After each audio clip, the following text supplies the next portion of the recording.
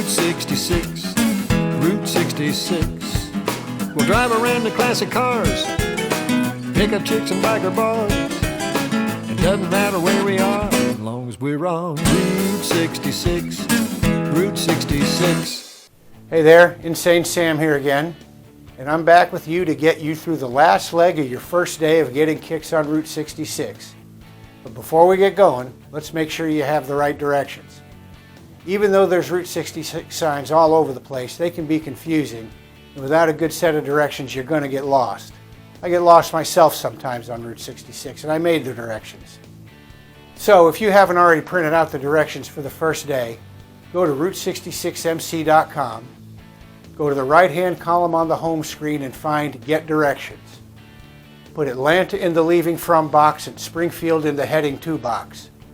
Click on Get Directions, and turn-by-turn directions between those two towns will pop up. Also, if you like these videos, hit the subscribe button.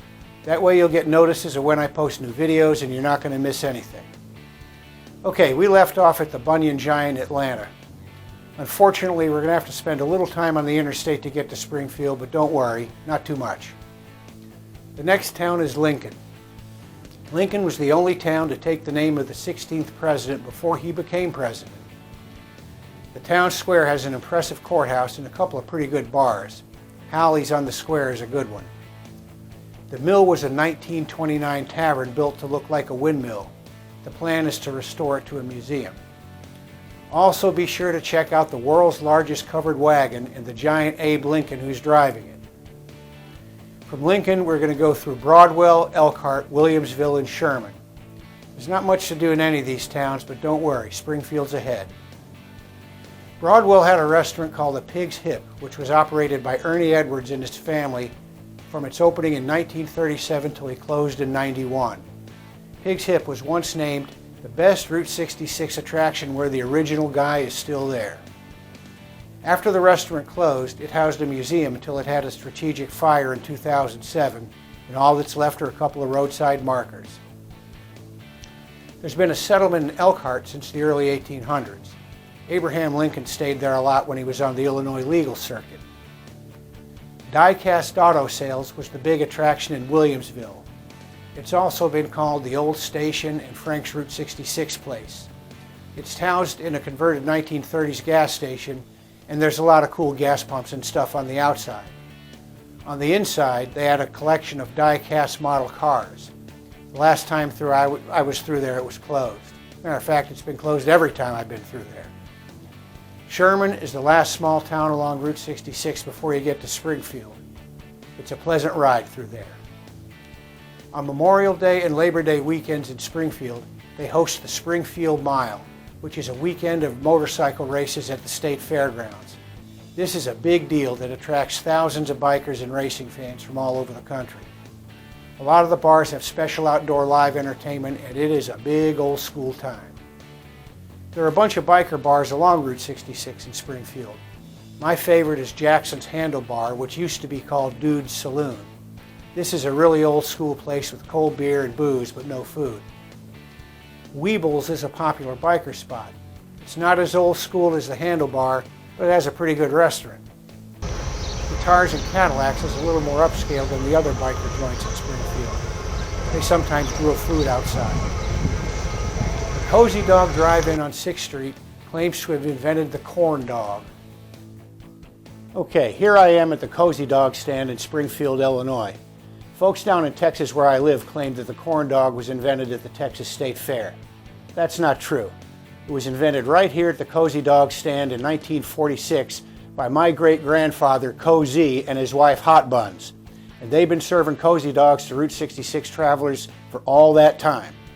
You know, a lot of people don't know about my great-grandfather, Cozy, is he was a rap star back in his time. He was one of the first hot dog rappers around. And I'm going to sing you the Cozy Dog rap that he invented. If you're a hot dog and you want to have some fun, first thing to do is get rid of that bun. And dogs out of bun can get real hip by jumping into a cornmeal dip. After the dip to get a lot higher, got to jump into a deep, deep fryer. Fry and fry till you crisp through here. Wash it all down with a cold draft beer. Have a beer on tap, do the corn dog rap. Beer on tap and do the corn dog rap. Have a beer on tap and do the corn dog rap.